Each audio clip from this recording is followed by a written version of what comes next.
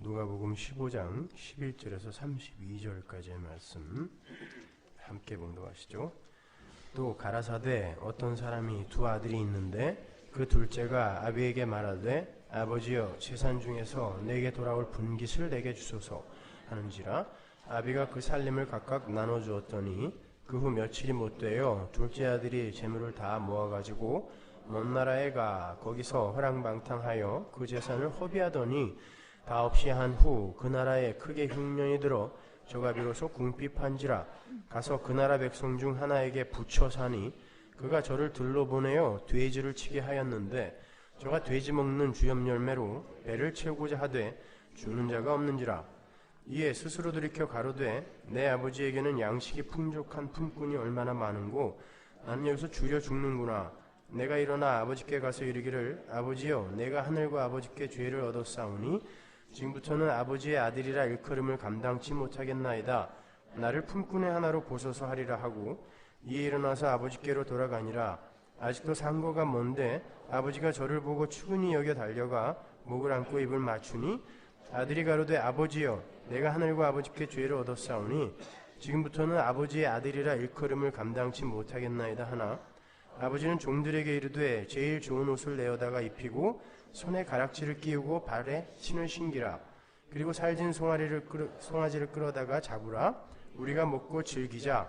이 내 아들은 죽었다가 다시 살아났으며 내가 잃었다가 다시 얻었노라 하니 저희가 즐거워하더라.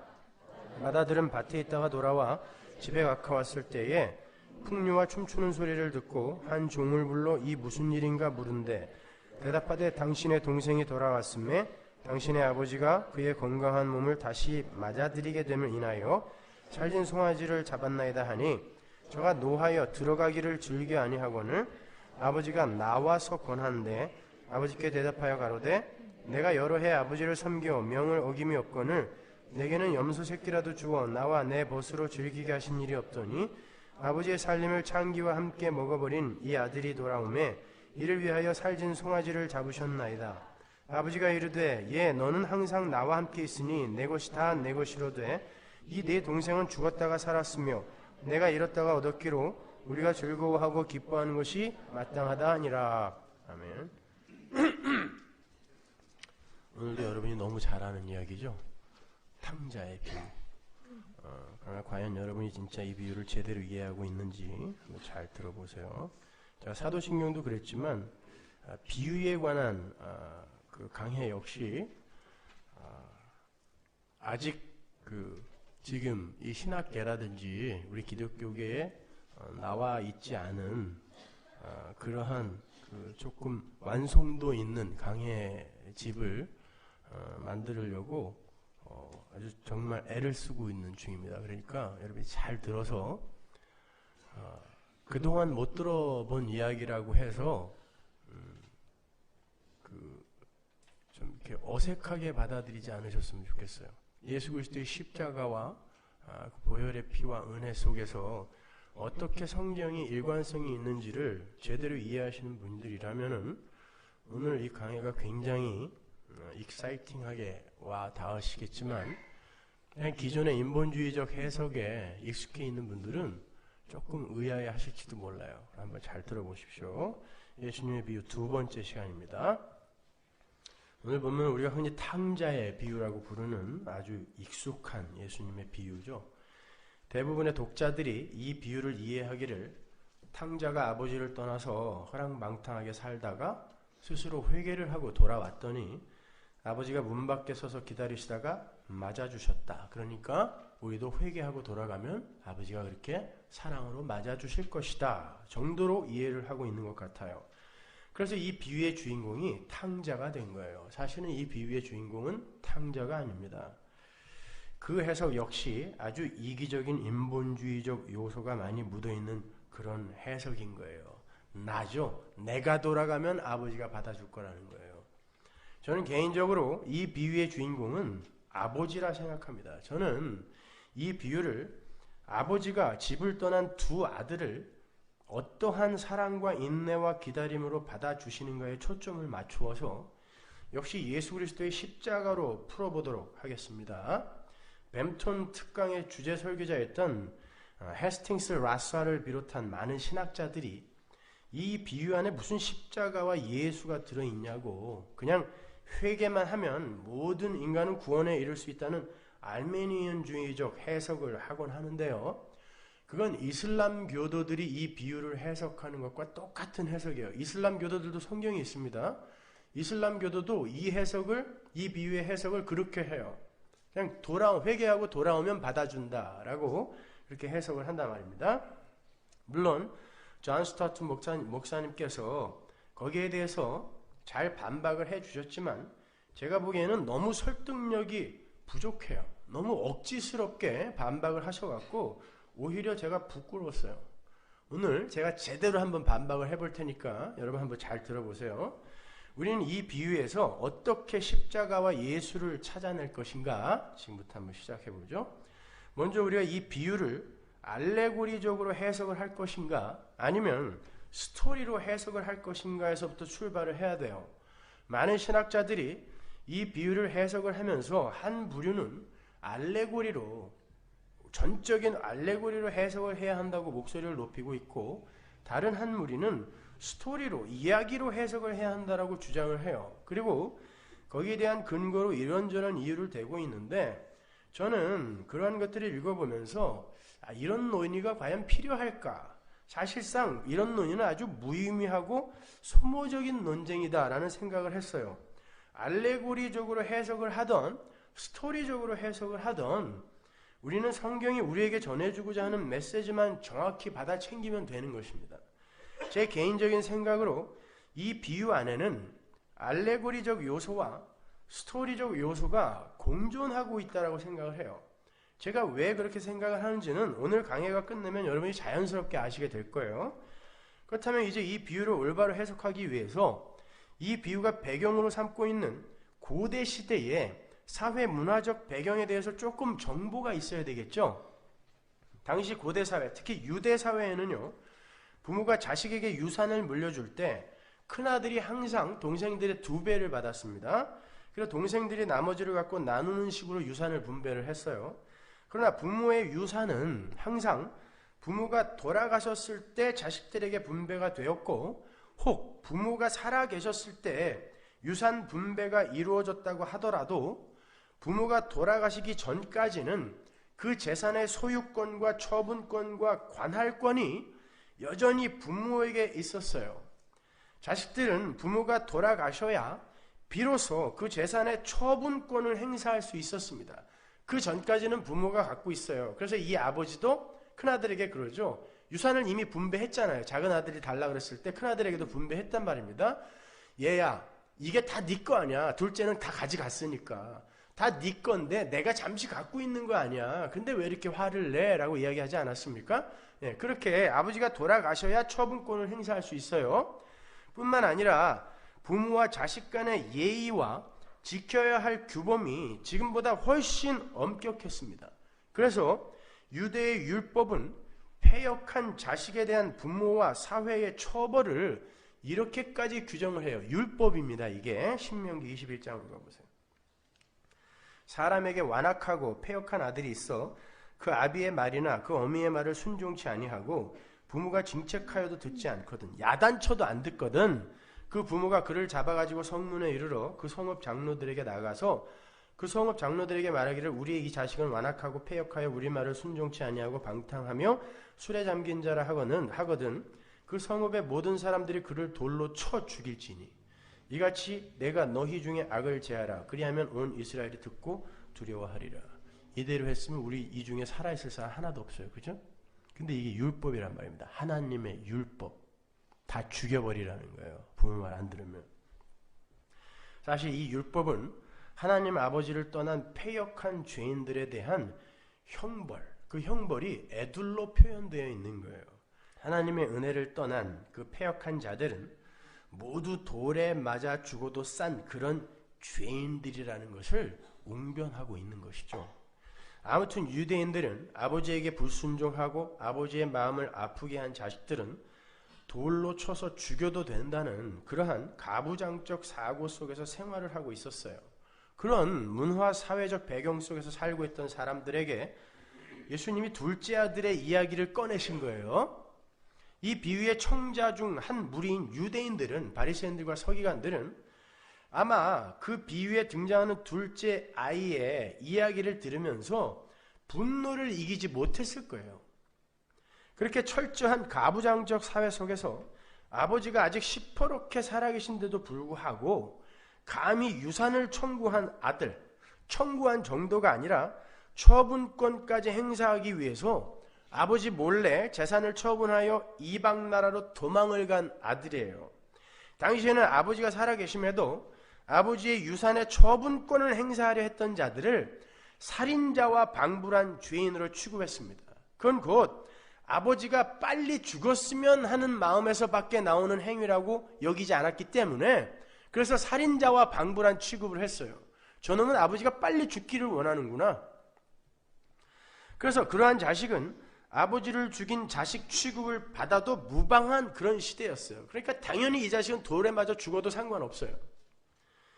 율법의 산술 계산대로 하면 큰아들이 아버지 재산의 3분의 2를 갖고 둘째가 아버지 재산의 3분의 1을 갖는 게 마땅하지만, 둘째가 미리 그 재산의 처분권을 행사하기를 원했기 때문에 9분의 2 정도를 미리 받았을 거예요. 그게 유대인들의 관습이었습니다. 그래도 그건 어마어마한 액수였을 거예요. 나중에 그 아버지가 아들의 손에 가락지를 끼우고 좋은 옷을 입히고 동네 잔치를 벌이고 많은 종들을 부리고 있었고, 아들 또한 우리 아버지 집에는 종들도 양식이 풍족하다라고 이야기한 것을 보면 아버지는 대단한 부자였을 것입니다. 그런데 그가 그 재산을 허랑방탕 전부 써버리고 유대인들이 가장 혐오하는 짐승인 돼지우리 속의 동거인이 된 거예요. 심지어 그는 유대인들이 탈무드에 돼지를 치는 자는 저주를 받을지어다 라고까지 기록을 해 놓았을 만큼 혐오했던 돼지치기가 되어 있었단 말입니다. 가장 낮은 자리에 떨어졌다는 뜻이에요. 완전 파산했다는 그런 뜻입니다. 그 말은 곧 그들이 개 취급도 안 했던 이방인들의 종이 되어, 그것도 돼지치기가 되어 있는 완전히 파멸의 상태에 떨어졌다는 것을 그림으로 보여주는 거예요. 왜냐하면 유대인들은 절대 돼지를 키우지 않았어요. 그러니까 이방인들의 종이 되어 있는 거예요. 이 비유를 듣는 유대인들에게 있어서 그러한 내용은 둘째 아들을 개보다 못한 자로 여기게 만들었을 거예요. 당시 유대 인근 나라에는요, 유대인들이 400만 명이나 디아스포라로 퍼져 있었어요. 그때 당시에도. 그들은 아주 지독한 민족주의자들이었기 때문에 자기들이 거주하던 이방 나라에서 자기 동족인 유대인들이 어려움을 당하게 되면은 너나 할 것 없이 힘을 모아서 자기 동족들을 도와주고 있었습니다. 그런데 이 둘째 아들은 어찌된 것이 그런 도움도 못 받고 이방인의 돼지치기가 된 거예요. 그 말은 이 둘째 아들이 유대인들이 목숨처럼 지키던 선민사상 안에서의 그 신앙생활도 제대로 하지 못했다는 증거이기도 하는 거예요. 그러니까 그 이야기를 듣던 사람들은 더욱더 큰 분노에 사로잡히게 되었겠죠. 이 둘째 아들의 이야기를 들으면서, 비유의 이야기를 들으면서. 예수님은 지금 비유를 사용하여 다윗의 죄를 지적했던 나단의 심정으로 이 비유를 바리새인들과 유대인과 제자들에게, 바리새인들과 서기관들과 제자들에게 말씀하고 계신 거예요. 저도 여러분들에게 다윗에게 비유를 이야기를 했던 나단의 심정으로 여러분께 묻겠습니다. 여러분은 이 둘째 아들의 이야기를 들으면서 누가 제일 먼저 생각나세요? 자기 자신이 먼저 생각나야 됩니다. 이게 바로 너다를 이야기해 주는 거예요. 이 이야기를 듣는 청자들, 니들이 바로 이 둘째 아들이라를 이야기해 주는 것입니다. 종들도 풍요 속에서 호강을 할 만큼 엄청난 풍요의 주인이시요, 사랑의 아버지시요, 은혜와 인내의 아버지이신 하나님의 은혜를 떠나서 자기 안에 내재된 제한된 자원으로 자신을 행복하게 안전하게 만들어 보겠다고 하나님을 떠난 아담, 그 속에 들어있는 노아, 모세, 이스라엘, 나, 우리, 교회, 내가 떠올라야 되는 거예요. 그 하나님의 패역한 아들, 예수 이외에 이 세상에 태어난 모든 아들들, 모든 인간들, 그들이 바로 이 상태라는 것입니다. 그러니까 둘째 아들은 구원받기 이전에 우리 자신의 모습이고, 구원 얻은 이후에도 여전히 우리 안에 풍성이 남아있는 우리의 옛사람의 모습인 거예요. 따라서 그 돌에 맞아 죽어도 싼 그 둘째는 예전의 우리였을 뿐만 아니라 오늘날의 우리의 모습이기도 한 것입니다. 생각해 보세요. 우리는 구원을 얻었다고 하면서도 하늘에서 풍성하게 완전하게 주어질 그 하나님, 하늘 아버지의 그 풍요를 진득하니 기다리는 법이 없잖아요. 이 세상에서 그 하늘의 풍요를 미리 사용할 수 있는 처분권을 달라고 떼쓰고 있지 않습니까? 하나님이 분명 기업으로, 유산으로 하늘의 풍요를 약속하셨는데, 그런데 지금 이 세상에서 미리 땡겨서 쓰게 해달라고 하고 있잖아요. 둘째 아들과 뭐가 달라요? 똑같잖아요. 그러니까 우리가 지금 그 아버지, 하나님 아버지를 죽이고 있는 꼴입니다. 이 시대의 교회는요. 바로 이 시대의 교회가 하나님 아버지를 살해하고 있는 거예요. 당신 빨리 죽고 당신이 갖고 있는 힘이나 나한테 달라는 거 아닙니까? 우리가 하나님을 살해하고 있으면서 이 둘째 아들을 그동안 우리가 얼마나 욕을 해왔습니까? 내 이야기인 걸. 그 둘째가 아버지께 어떻게 돌아옵니까? 본문 17절을 한번 보세요. 이에 스스로 돌이켜 내 아버지에게는 양식이 풍족한 품꾼이 얼마나 많은고 나는 여기서 줄여 죽는구나. 내가 일어나 아버지께 가서 이르기를 아버지여 내가 하늘과 아버지께 주의를 얻었사오니. 여러분이 여기서 주의하여 읽으셔야 하는 어구가 스스로 돌이켜라는 어구예요. 이 개역 성경의 번역만 보면 마치 회개의 주도권이 둘째 아들에게 있는 것처럼 보이잖아요. 스스로 돌이켰으니까.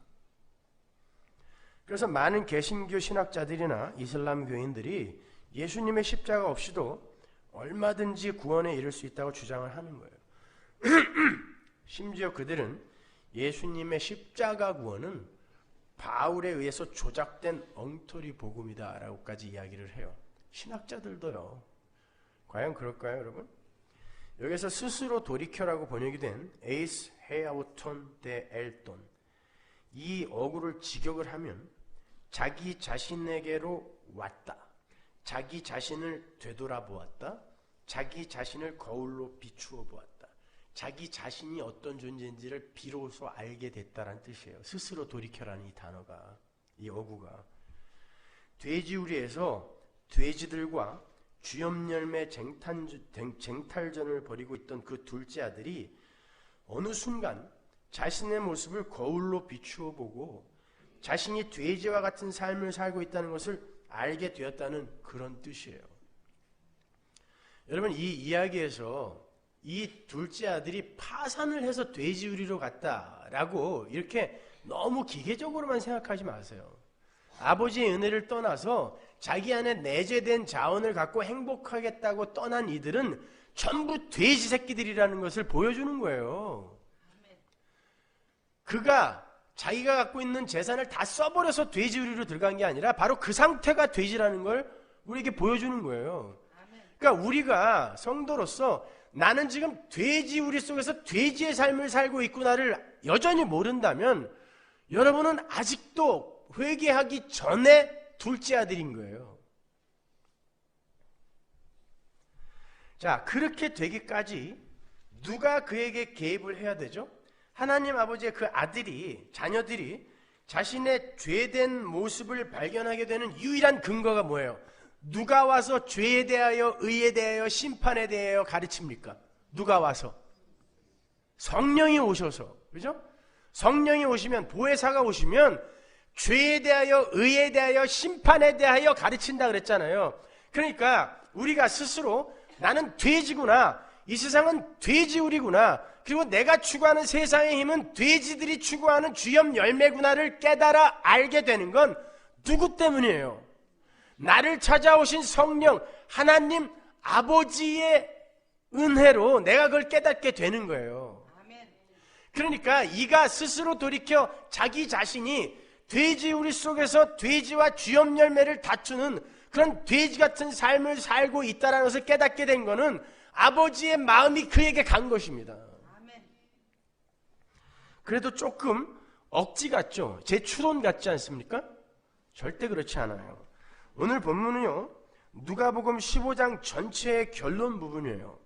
누가복음 15장은 하나의 주제로 한 가지 이야기를 하고 있는 누가복음의 핵심장이에요. 그래서 성경 주석가인 예레미야스가 누가복음 15장을 누가복음의 심장이라고 이야기를 할 만큼 이 비유를 담고 있는 누가복음 15장은 복음의 핵심 내용을 풍성하게 우리에게 제시하고 있는 장이에요.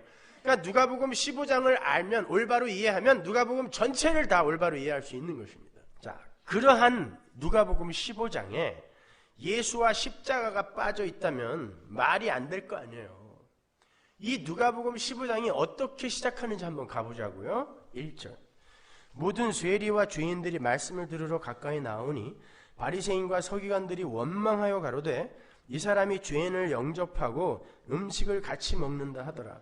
예수께서 저희에게 이 비유로 이르시되, 지금 누가는 예수님의 사마리아 여행 내러티브의 거의 정중앙에다가 이 비유를 배치를 하고 있어요.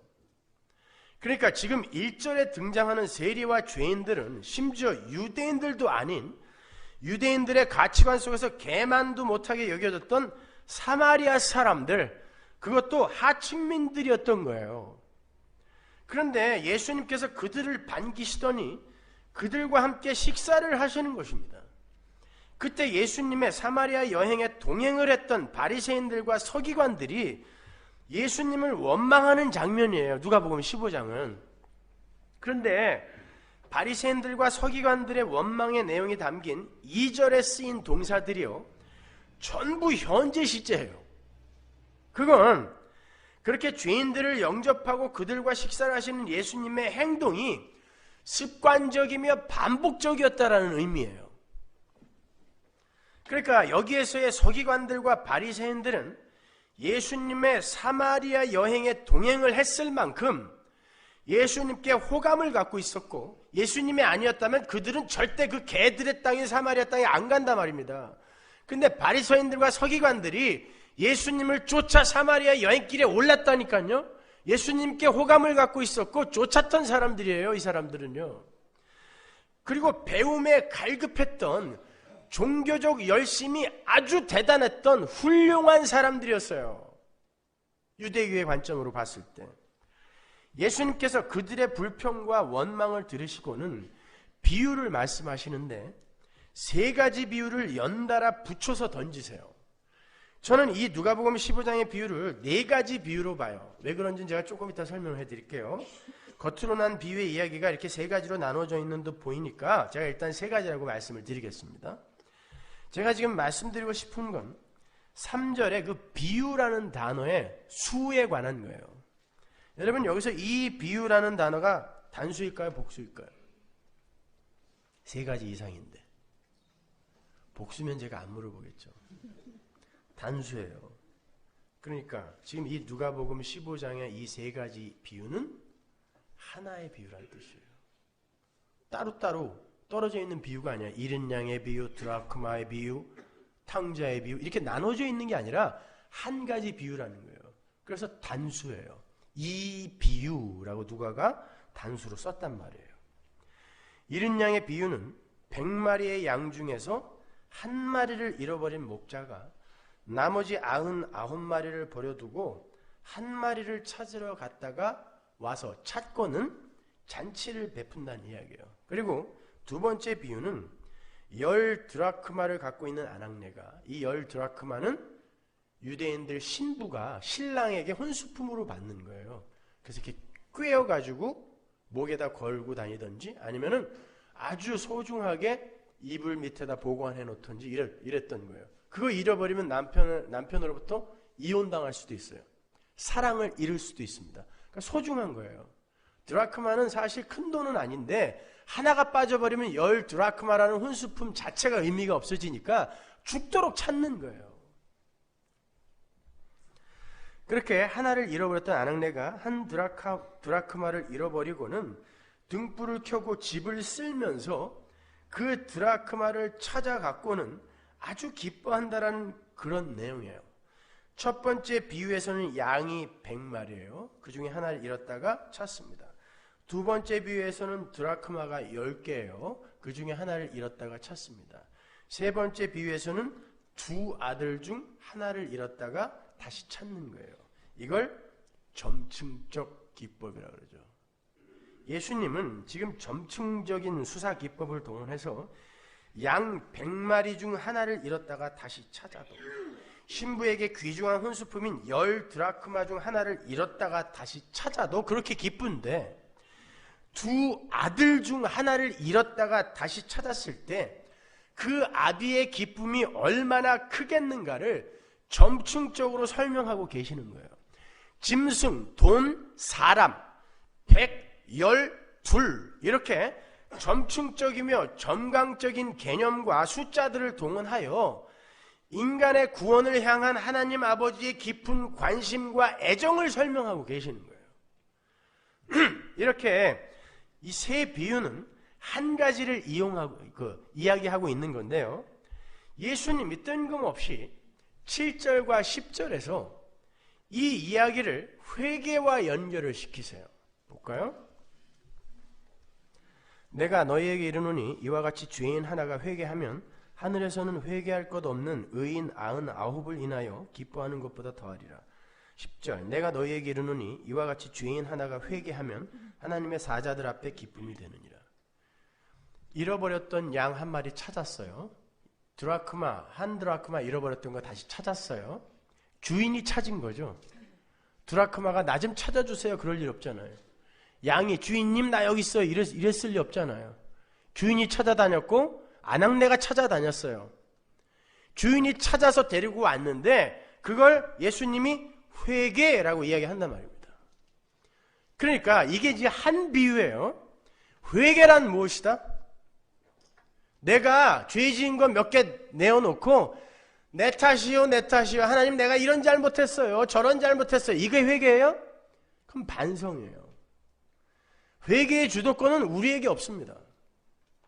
회개의 주도권은 찾는 이에게 있는 거예요. 그걸 말하고 싶은 거예요. 미리. 그래서 드라크마의 비유, 잃어버렸던 양의 비유에서 이 회개의 개념을 일단 명확히 해놓고 들어가시는 거예요. 그리고 이어지는 게 오늘 우리가 공부하는 비유인 것입니다. 그리고 거기에 똑같이 회개하는 어떤 자가 등장한단 말이에요. 그러니까 우리가 위에 두 비유에서 회개란 이런 것이다 이미 알았으니까 이 탕자의 회개 또한 아버지의 마음이 그에게 가서 그를 찾고자 하는 아버지의 마음이 그를 돌렸구나라는 것을 우리에게 알게 하는 거예요. 그래서 한 비유예요. 조금 전에 살펴봤던 스스로 돌이켜 에이스 헤아오톤 데 엘톤이라는 이 어구는요, 히브리어와 아람어에서 회개를 표현하는 방식으로 쓰였던 어구예요. 그러니까 돼지우리 속에서 돼지된 자신의 모습을 올바로 인식하고 자각하게 된 둘째 아들에게 어떤 일이 일어난 거예요? 찾아짐의 사건이 일어난 거예요.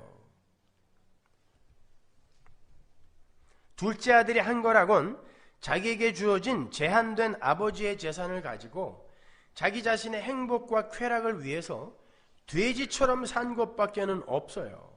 그런데 어느 날 아버지의 마음이 그에게 임해서 그 자신이 자신의 돼지됨을 바라보게 하였던 거예요.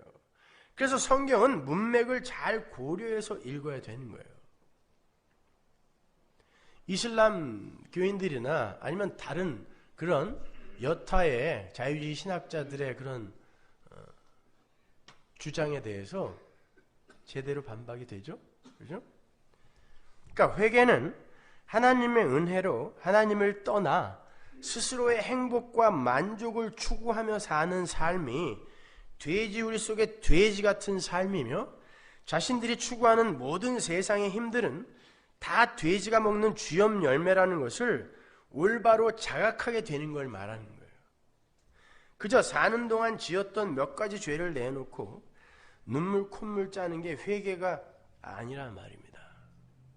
그런 면에서 여러분은 진짜 회개하신 분들 맞아요? 여러분이 사는 이 세상이 돼지우리같이 여겨지십니까? 하나님이 없는 이 세상은 돼지우리에 불과해. 내가 추구하는 모든 것은 그냥 돼지가 먹는 쥐염 열매에 불과해. 이리로 돌아서셨어요? 그게 회개예요. 메타노이아. 예수님은 유대인들이 개 취급도 안 했던 사마리아 땅에서 자신을 찾아온 세리와 청기들과 죄인들을 둘째 아들 속에 넣어서 바리새인들과 서기관들에게 제시하고 있는 거예요. 너희들이 지금 너희들의 율법관과 너희들의 관습에 의해서 그 둘째 아들의 행위에 그를 죽이고 싶을 만큼 분노하고 있다는 것을 내가 잘 안다. 맞다. 그들은 그렇게 돌에 맞아 죽어도 싼 자들이다. 그러나 아버지의 은혜와 사랑은 그러한 자들의 더러움까지도 모두 덮어 씌울 만큼 위대한 것이다를 가르쳐주고 계시는 거예요. 그러니까 예수님은 단순히 회개하면 하나님께서 다 용서해 주신다라는 교훈을 던지시는 게 아니라 하나님 아버지를 계시하러 오신, 예수님은 아버지를 계시하러 오셨잖아요. 하나님 아버지를 계시하러 오신 당신의 가장 중요한 임무를 훌륭하게 수행해내고 계시는 거예요. 예수님은 당신 곁에 모인 사마리아의 세리들과 사마리아의 창기들, 사마리아의 죄인들, 그리고 유대의 바리새인들과 서기관들, 그리고 당신의 제자들에게 하나님 아버지가 어떤 분이신가를 지금 차근차근 계시하고 계시는 거예요. 그래서 제가 이 비유를 아버지의 비유라고 말씀을 드리는 것입니다. 그러면 이 비유 속에서는 십자가가 어떻게 숨어 있는지 한번 보자 말이에요. 아들이 외부에서 침투한 은혜의 결과로 자신의 돼지된 모습을 자각을 하자 아버지 생각이 났어요. 돼지우리 같은 세상에서 눈을 들어 아버지를 본 거예요. 이 세상이 돼지우리고 자기가 돼지이며 자기가 추구했던 게 돼지가 먹는 쥐염 열매라는 것을 자각하게 되자 아버지가 보이더라는 거예요. 그때 아버지 생각을 한 거예요. 욥이 자기가 마음을 두고 있던 돈, 재산, 자식, 이웃, 와이프, 친구 다 떨어져 나가자 그때 내가 귀로만 듣던 하나님을 이제 눈으로 봅니다 라고 말했던 거 기억나시죠? 야곱이 전부 잃어버리고 아버지하고 형 속이고 사기쳤다가 전부 잃어버리고 완전히 개털돼서 외삼촌 집으로 쫓겨갈 때 그때 하나님이 보였던 거 기억나십니까? 그 이야기 하는 거예요. 우리는 이 세상에서 그렇게 완전히 털려야 되는 것입니다. 성도는요. 비워지는 거예요. 그래야 아버지가 보이는 것입니다. 아버지가 보였어요. 그런데 인간은 자신의 티끌됨과 질그릇됨을 올바로 자각하기 전에는요, 절대로 하나님 아버지께로 자신을 의탁할 수가 없어요. 그래서 우리 성도들도 구원을 얻은 이후에도 계속해서 자신의 무력함과 불가능함을 폭로당하게 되는 거예요. 여러분이 완전히 무력한 티끌이다라는 것을, 돼지라는 것을 예수를 믿은 다음에도 계속 폭로당한다니까요. 나는 괜찮은 사람이야. 점점 발전하고 있어. 이게 아니라 나는 왜 갈수록 이 모양이야? 이렇게 되는 거예요. 나 자신에게는. 다른 사람에게는 어떻게 비출지 몰라도. 둘째는 도저히 자신이 아버지의 아들로 복귀할 수 없다는 걸 인정하고 수긍해요. 그게 바로 우리 성도들에게도 동일하게 요구되는 고백인 거예요. 유대의 율법에 의하면 둘째는 동네에 들어서는 순간 돌에 맞아 죽을 거예요. 본인도 그것을 누구보다 잘 알아요. 그런데 그는 그것을 인정하고 감수하기로 해요. 그래도 난 아버지한테 갈 거야. 맞아 죽어도 갈 거야. 아멘. 마치 우리 성도가 신앙생활을 통하여 자신의 돼지됨을 깨닫고 아버지가 지금 당장이라도 날 지옥에 보내신다 할지라도 난 아무 할 말 없는 그런 죄인이라는 그런 자기 부인의 고백을 해야 하는 것을 미리 그림으로 보여주고 있는 것입니다. 그리고는 아버지 집의 종이라고 되겠다는 심정으로 아버지를 찾아가죠. 고라 자손이 쓴 시편에 이 내용이 아주 잘 기록이 되어 있어요. 시편 84편 10절 보세요. 주의 궁정에서 한 날이 다른 곳에서 첫날보다 나은즉 악인의 장막의 거함보다 내 하나님 문지기로 있는 것이 좋사오니. 이건 단지 오늘 비유에 나오는 둘째 아들과 고라 자손의 고백이 아니라 하나님의 은혜를 입은 모든 자들의 입에서 궁극적으로 나와야 하는 고백이어야 되는 거예요. 나는 이 정도면 됐으니까 우리 아버지가 기뻐하는 아들이 된 거야. 천만의 말씀. 그놈은 지옥 갑니다. 반드시. 100% 제가 개런티 해드릴게요. 절대로 성도는 그 자리로 갈 수가 없어요. 우리는 우리 자신의 실체와 본전을 알면 알수록, 그리고 하나님의 크심과 위대하심을 알면 알수록 점점 우리 자신에 대해서 자신이 없어져야 돼요. 그리고 하나님의 힘이, 능력이, 은혜가 더욱더 크게 오롯이 드러나야 되는 것입니다. 그리고 종국에는 전 하나님의 집에 문지기도 과분합니다. 아니, 저는 지금 당장 하나님께서 저를 지옥에 보내신다고 해도 아무 할 말 없는 그런 무익한 자입니다 라는 그런 고백을 할 수 있는 자로 낮아져야 되는 거예요. 그런데 너무들 자신만만해요. 난 잘하고 있다는 거예요. 너무 자신만만해요. 자기들이 지금 뭔가 하나님 앞에 떳떳한 일을 하고 있다고 생각들을 하기 때문에요. 그들이 바로 바리새인들이었고 서기관들이었습니다. 그러니까 왜 저런 놈들하고 밥을 먹으세요? 라고 그들을 정죄한 거예요. 자취하고 그렇게 아들이 자신의 실존을 처절하게 깨달은 뒤에 돌에 맞아 죽을 각오를 하고 아버지께 돌아가요. 그런데 아버지가 문 밖에서 그 아들을 기다리고 계시다가 상거가 아직 먼데, 굉장히 먼 거리란 뜻인데요. 아직 먼데 뛰어나가 그 아들을 맞이해요. 당시 유대 사회에서는 우리 조상들과 마찬가지로 어른이 경박스럽게 뛰는 건 아주 천박한 일로 간주가 되었어요. 그런데 아버지가 아들을 확인하자마자 냅다 뛰신 거예요. 왜 그랬을까요? 단지 반가워서가 아닙니다. 제가 그보다 먼저 둘째가 아버지가 사는 동네로 돌아갔다는 예수님의 말씀을 들은 바리새인들과 서기관들이 어떤 장면을 기대하고 있었을까를 여러분께 한번 묻고 싶어요. 이 둘째가 난 아버지 집에 종이 돼도 좋으니까 갈래. 그리고 동네에 딱 들어서자마자 어떤 일이 일어났을 것 같으세요? 동네 사람이 하나둘 모여들어서 그를 돌로 쳐야 맞습니다. 유대인들이 지금 그걸 기대하고 있었단 말이에요. 근데 아버지가 뛰어나가서 그를 안아버린 거예요.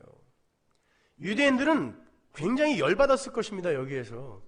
그런 놈을 왜 가서 붙드는 거예요? 왜 감싸냐는 거죠.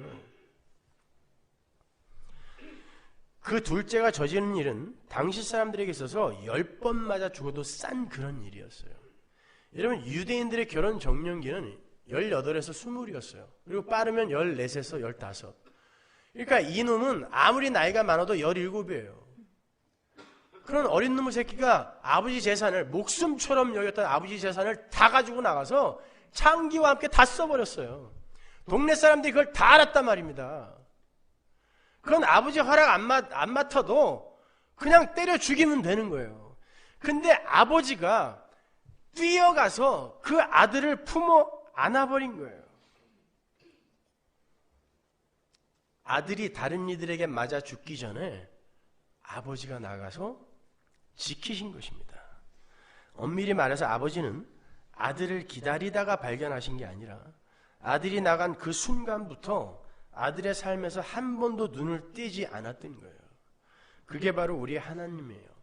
침 삼킬 동안도 우리를 놓치지 않으시고 매 순간 우리와 동행을 하시며 하나님을 떠나서 자기 마음대로 살고 있는 우리의 자기 중심의 삶이 어떻게 돼지와 같은 삶에 불과한 것인가를 깨닫게 해주시느라 아버지는 아들의 패역함을 허락해버린 거예요. 그래, 나가라. 그 아들이 아버지를 떠나서 패역하게 되는 걸 아버지가 원치 않았다면 애초부터 돈을 안 줬을 거란 말입니다. 그리고 그렇게 문 밖에서 매일 기다릴 거면 가서 찾아오지. 왜 찾아오지 않고 문 밖에서만 기다리냔 말이에요. 아버지가 보낸 거예요. 뭘 배우고 오라고. 아버지의 은혜를 떠난 자들은 어떻게 살게 되는지, 그 종국이 어떻게 되는지를 배우고 오라고 아버지가 보낸 거예요. 하나님의 완성된 교회를 이 땅에, 이 이방 나라에 나그네로 왜 보내셨는지 아세요? 이 돼지우리 같은 지옥에 아버지의 은혜를 떠나서 지 스스로 하나님처럼 살겠다고 하는 인간들이 내놓는 결과물이 어떤 건지 보고 배우라고. 나중에 여러분이 하나님 나라 갈 때 그 아버지가 맨발로 뛰어나올 거란 말입니다. 여러분의 인생은 바로 그게 목적인 거예요. 그런데 여기서 아버지 유산 다 뺏어갖고 왔으면서 아직 남아있는 거 더 달라고 발광들을 하고 앉아있는 거예요. 그거 더 달라고. 당신은 죽든 말든 난 아무 상관 안 할 테니까 천국에 가서 당신 없어도 돼. 그렇지 않아요? 천국 가면 하나님 꼭 있어야 돼요? 하나님을 모르잖아요. 그 하나님이 뭘 그렇게 여러분에게 사랑과 은혜를 부으셨습니까? 모르시죠? 배워본 적이 없는 거예요. 이 시대의 교회는요. 그러니까 천국에는 하나님이 없어도 돼요. 내가 원하는 것만 있으면 되는 거예요.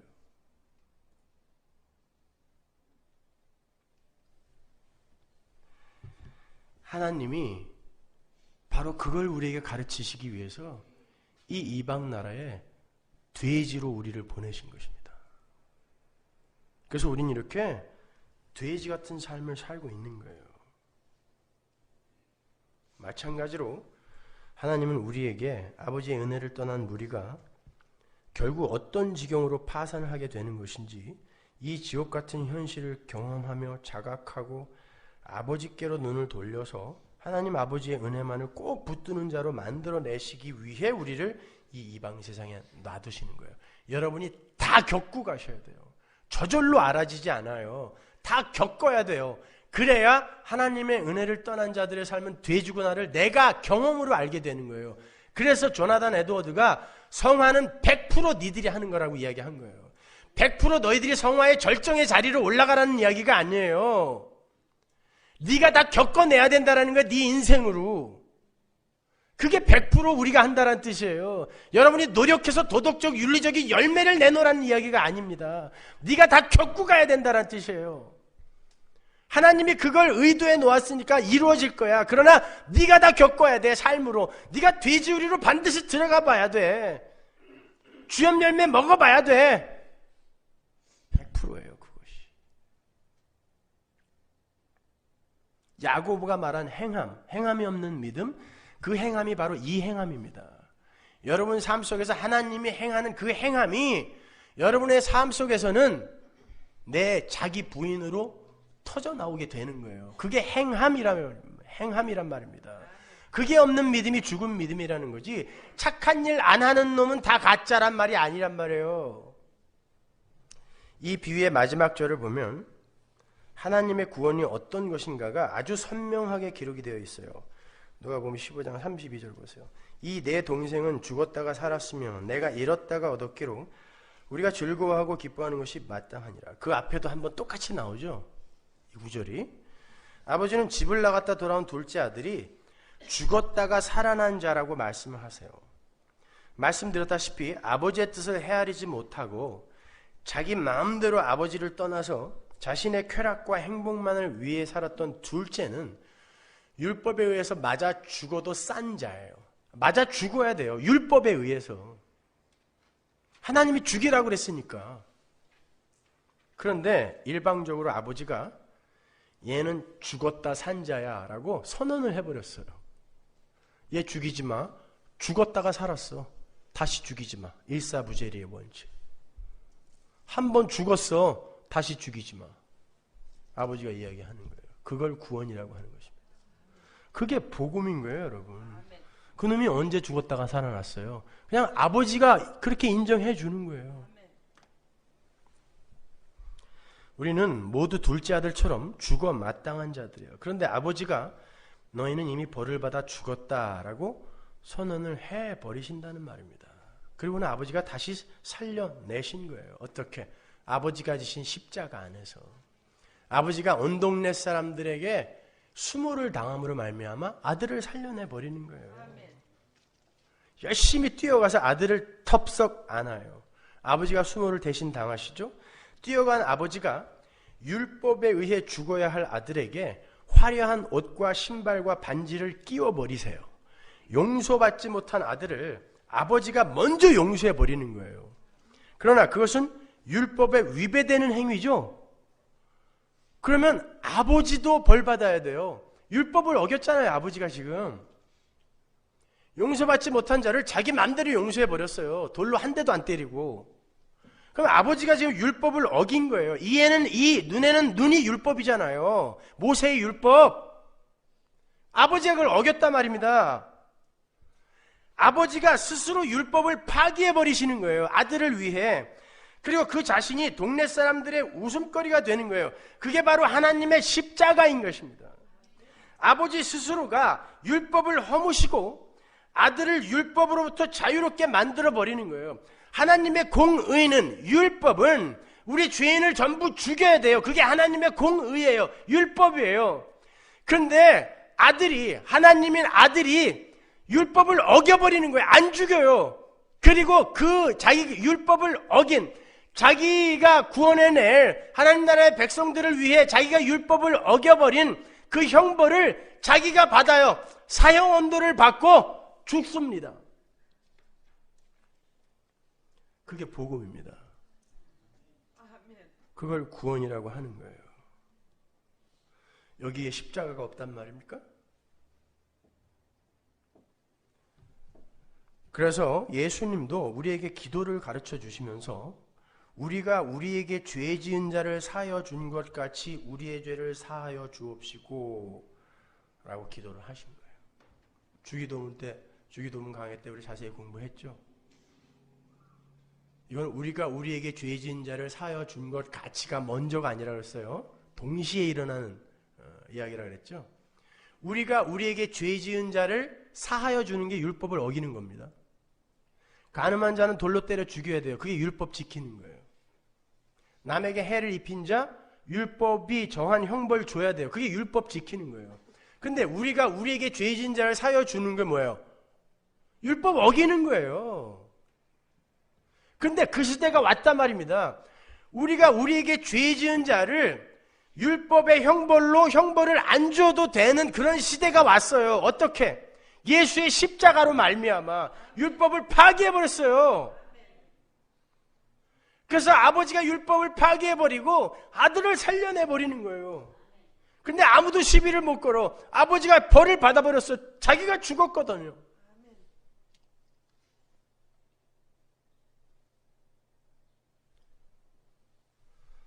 여러분, 이게 감격스럽지 않습니까? 이 복음이 눈물 나도록 감격스럽지 않으세요?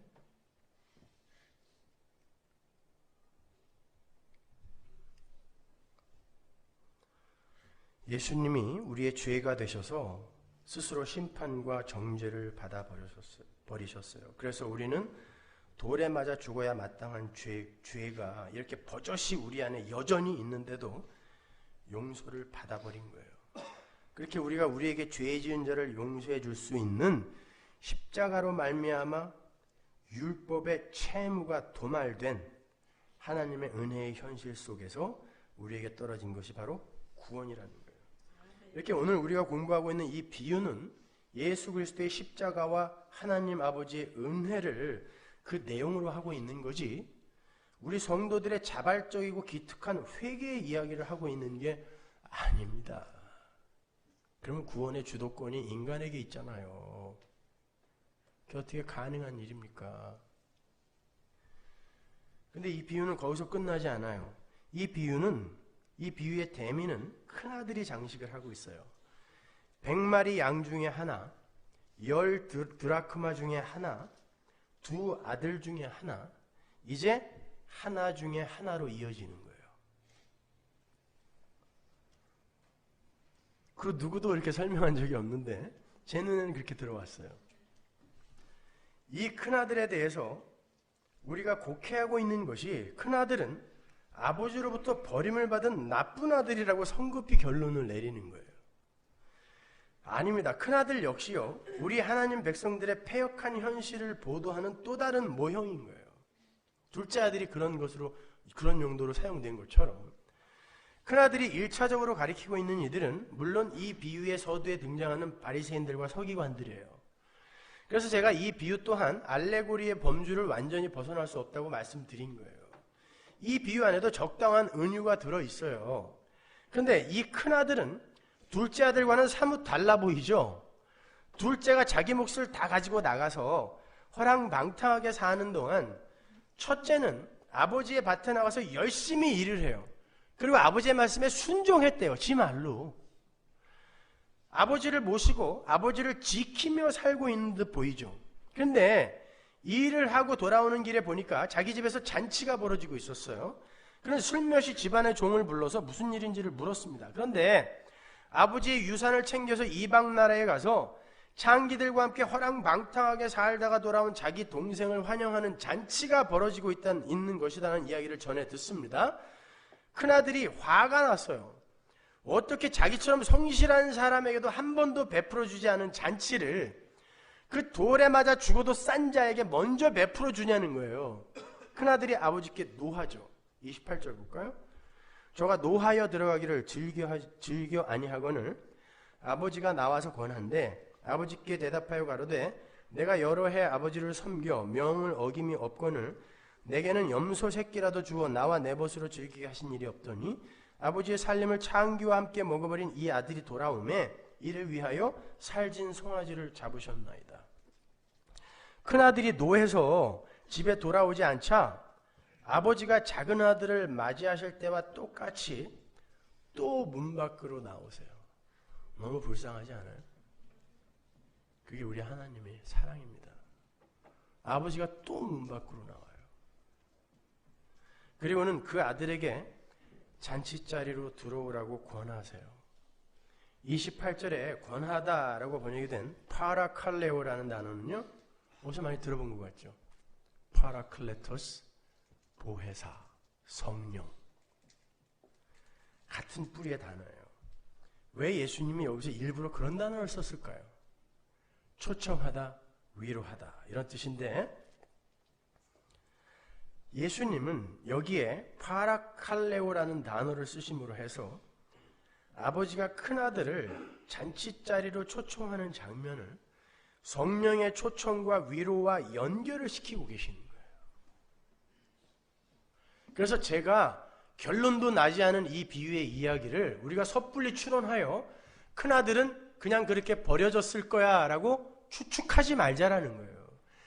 이 누가복음 15장의 비유의 전체 내용은 잃었던 게 돌아온 거란 말입니다. 큰아들만 잃어버리지 않는단 말이에요. 돌아오는 거예요. 아버지가 어떤 분인지를 알려주는 거라니까요. 그러니까 돌아온 거여야 맞아요. 이 비유가 결론을 우리에게 넘겨주고 있는데 우리는 이 전체 문맥을 통하여 아버지는 이런 분이니까 이러한 자들 또한 아버지가 반드시 완성해 내시겠구나. 왜? 내 안에 큰아들이 있거든요.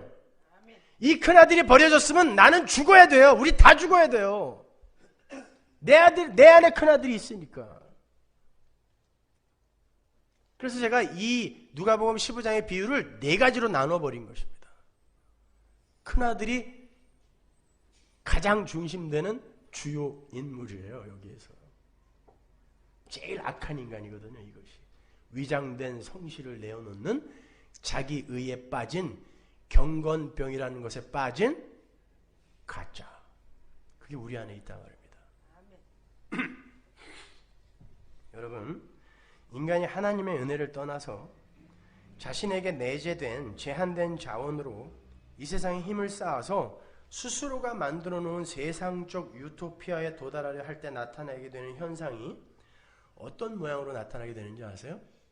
그 첫 번째가 둘째 아들처럼 완전한 파산의 상태로 떨어지는 거예요.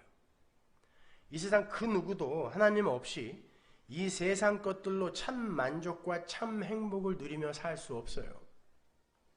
인간들은 늘 부족함에 시달리고 늘 공허와 심심함에 안절부절하죠. 그게 돼지우리 속의 탕자인 거예요. 모든 인간이 다 심심해요. 아닌데요. 나 심심할 겨를이 없는데요. 일하느라고. 여러분 일 왜 하는 줄 아세요? 심심해서 하시는 거예요. 이 심심함이라는 걸 국어사전의 개념으로 이해하시면 안 돼요. 공허해서 일하는 거예요. 왜 사람들이 빨리 조기 은퇴하면 일찍 죽는지 아십니까? 심심해서 죽는 거예요. 공허함을 어떻게 견딜 수가 없어서. 그게 돼지우리 속에 있는 탕자예요. 그런데 그렇게 여전히 자신의 힘을 부인하지 못하고 스스로를 신뢰하며 자기 자신만을 위해서 사는 이들에게 종교심이라는 게 가입을 하게 되면 그게 위장된 성실이라는 것으로 드러나요. 여전히 자기 자신이 삶의 중심이에요. 아버지의 영광이 자신의 영광이 되고 아버지의 기쁨이 자신의 기쁨이 되는 그러한 하나님의 자녀의 삶이 아닌 자기 자신의 필요에 의해서 아버지의 말을 들어주는 척하는 위장된 성실.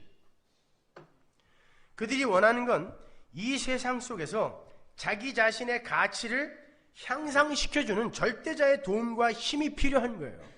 내가 종교 행위를 열심히 해서라도 다른 사람들에게 인기 있고 존경받는 사람이 돼야지 이게 위장된 성실이에요. 큰아들이에요, 그것이. 그래서 그들은 자기가 원하는 것을 얻어내기 위해서 성실하게 행위라는 것들을 내어놓아요. 개혁을 외치는 혹자들이 자기들처럼 깨끗하게 살지 못하는 자들을 마치 개 취급하는 경우 보시죠. 니들은 왜 우리처럼 못 살아? 그러면서 막 때리잖아요. 큰아들이라니까요. 그들은 하나님의 은혜가 아니면 자기들도 돼지에 불과한 존재라는 것을 인정 안 하는 거예요. 그러니까 남들을 가리켜 마구 질타를 할 수 있는 것입니다. 니들은 왜 우리처럼 깨끗이 못 살아? 왜 니네 교회는 재정이 투명하지 못해? 왜 니네 교회는 이래? 왜 니네 교회는 이렇게 바르지 못해? 이게 다 뭡니까? 나는 큰아들이야. 너 왜 둘째 아들처럼 그렇게 살고 있어? 그 놈이 더 나쁜 놈이라니까요.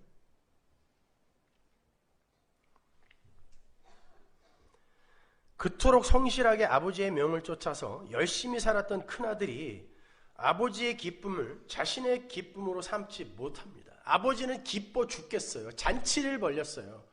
그런데 큰아들은 화가 났습니다. 이게 아버지의 마음을 헤아리는 자녀의 삶입니까? 그렇게 무언가 보상을 바라고 성실하게 일하는 사람을 성경은 종이라고 해요. 종. 29절에 섬겨라는 단어가 나오죠. 내가 아버지 섬겼잖아요 할 때 섬겨. 그 단어가 둘류예요. 둘류. 둘로스. 그 단어와 뿌리가 같은 단어예요.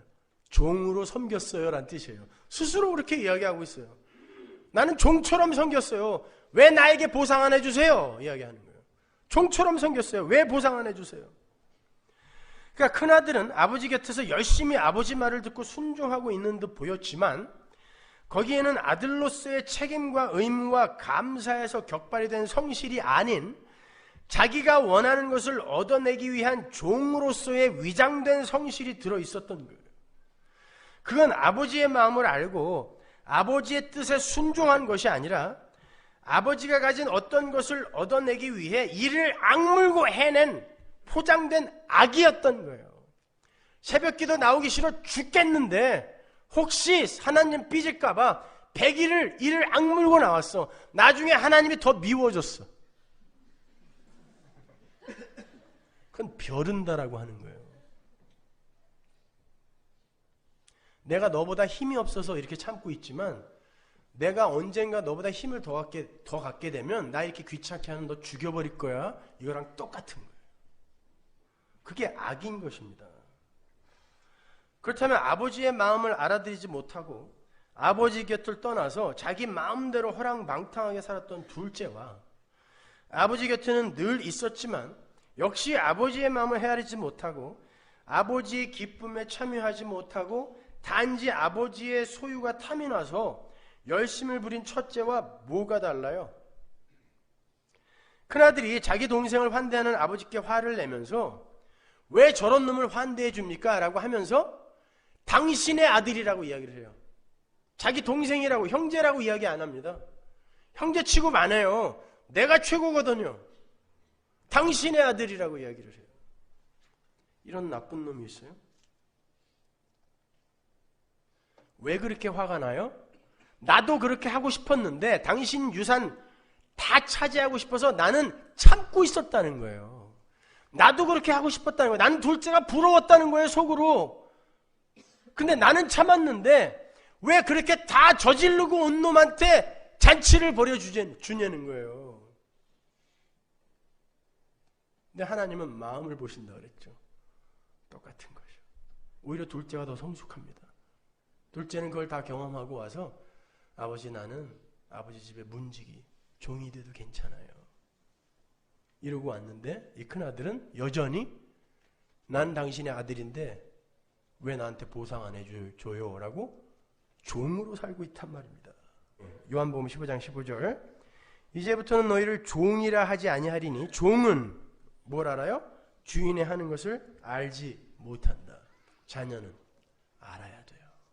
아버지가 기뻐하면 그게 내 기쁨이 돼야 되는 거예요. 둘째가 나가서 뭘 하고 왔던들 나랑 무슨 상관이에요? 나도 똑같은 존재인데. 그런데 누가 누구를 욕을 합니까?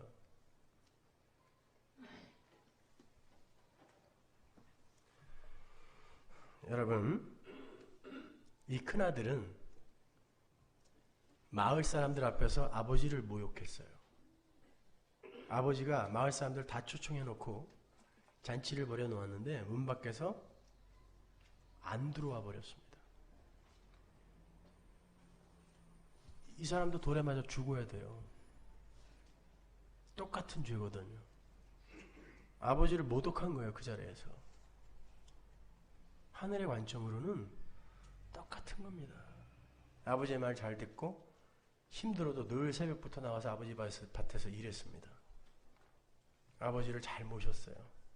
효자상 줘야 되죠. 그러나 그 마음의 중심에 아버지가 없을 땐 그 둘이 똑같이 돌에 맞아 죽어야 할 존재라니까요. 우리는 하나님의 자녀입니다. 아들이에요. 근데 잃어버렸다 찾은 아들입니다. 잃어버렸다라는 건 하나님이 전에 소유한 적이 있다는 뜻이죠. 하나님 나라에 완성된 왕자와 공주들이에요, 여러분은요. 근데 아버지가 여러분에게 뭔을 가르쳐 주기 위해 잠시 잃어버림을 자취하신 거예요. 너무 마음 아파서 하늘에서 우리 성자 예수님과 발뒤꿈치를 들고 우리를 내려다보고 계시면서도 잘 배워. 거기가 돼지우리야. 거기가 지옥인 거야. 그게 쥐염 열매야. 이거 배우라고 놔두시는 거예요. 그리고 내 아들이 그거 잘 배우고 아버지가 최고군요 하고 돌아올 때 맨발로 뛰어나와 여러분을 부둥켜 안아주실 것입니다. 그걸 인생이라고 하는 거예요. 근데 여기에서 뭘 추구하는 것입니까, 여러분이? 그런데 예수를 믿는다고 하면서도 우리는 우리의 티끌됨이나 종됨을 자각하는 것 이전에 우리의 열심과 노력으로 뭔가 업적을 쌓아서 하나님 앞에 가지고 가려는 왜곡된 성실을 내어놓고 있는 거예요. 그걸 자아숭배교라고 하는 것입니다. 여러분의 삶 속에서 나오는 성실과 선한 삶이 진짜 하나님의 은혜로 나오는 것인지 아니면 경건병에서 나오는 것인지 어떻게 구별할 수 있는지 아세요? 내가 숨어서 어떤 일을 했는데 끝까지 아무도 그 일을 안 알아줘. 그때 섭섭하세요? 그게 큰아들의 삶입니다. 그래도 누군가 하나는 알아줬으면 하죠. 내가 이 고생하는 거 그래도 누군가 좀 알아줬으면. 아버지가 너무 감사해서 하는 게 아니라 누군가에게 내 가치 향상을 위해서, 나의 인기를 위해서, 누군가에 보이기 위해서 여러분이 그런 일을 하고 있다면 여러분은 위장된 악을 내놓고 있는 거예요. 그걸 자기의라고 하는 것입니다. 근데 아버지의 기쁨이 내 기쁨이기 때문에 누가 알아주지 않아도 손발이 부르트도록 그냥 나는 감사함으로 할게요. 그러면 숨어서 죽도록 하세요. 그거 자체가 여러분의 복입니다. 누가 안 알아줘도 괜찮아요, 여러분. 자, 100마리 양 중에 1마리 양, 10드라크마 중에 1드라크마, 2아들 중에 1아들, 마지막 가장 악한 1아들, 그 아들마저도 건져내시는 당신의 백성이, 그가 창세전에 택해진 당신의 백성이라면 무슨 일이 있어도 구원해내시는 하나님의 약속이 이 비유 안에 들어가 있는 거예요. 그래서 우리에게 소망이고 복음인 것입니다. 얼마나 기뻐요. 이 큰아들이 그냥 쫓겨났으면 어떡할 뻔했어요. 우리 다 이 큰아들인데. 초청하신단 말입니다. 얘야 들어와, 너도 들어와 한단 말입니다. 여러분, 그 잃은 양의 비유에서 하나님이 이상한 말씀을 하세요. 잃어버린 양 1마리를 찾아갖고 와서 동네 사람들과 가족들을 모아놓고 잔치를 벌인답니다. 당시 유대인들의 잔치에는 반드시 양고기가 필요해요.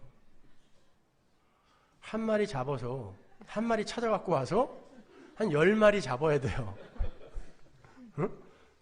이런 일이 어디 있어요, 도대체? 하나님에 의해 잃어버렸던 그 아들인 양이 돌아오면 나머지 양 잡아서 잔치하는 거예요. 회개할 것이 없는 99머리의 양, 그 양이 뭐예요? 회개할 게 없다라고 생각하는, 나는 잘났어요라고 생각하는 그놈들은 회식용 양이라는 거예요. 응? 그렇잖아요. 그게 99마리는 먼저 돌아왔고 나중에 1마리 돌아온 그 양이 돌아올 때 더 기뻐한다면 계속해서 나갔다 들어왔다 그래야 되잖아요. 하나님 기뻐하게 해드리려면은 이미 들어와 있는 우리 때문에 하나도 안 기뻐한다는 얘기예요, 그게? 아니란 말입니다. 나는 회개할 거 없어요라는 이 바리새인과 서기관과 같은 우리 같은 놈들, 그건 하나님이 전혀 안 기뻐한다는 거예요. 내가 돼지인 줄을 알고 아버지 꼭 붙들고 절대 안 떨어질 거야 하고 꼭 붙어있는 그 양이 돌아오는 것만 기뻐하는 거예요. 그렇게 가장 악한 큰아들까지도 하나님 아버지의 긍휼을 입을 수 있었던 건 하나님의 진짜 큰아들이 창기와 함께 아버지의 것을 허비하고 있는 우리 동생들을 찾아서 이 땅에 내려와서 그들의 삶의 실체를 바로 보게 하시고 돌에 맞아 죽어야 할 그들의 죽음을 십자가에서 대신 죽어서 그들을 아버지께로 돌려보내시는 하늘의 장자 역할을 잘 해내셨기 때문이에요.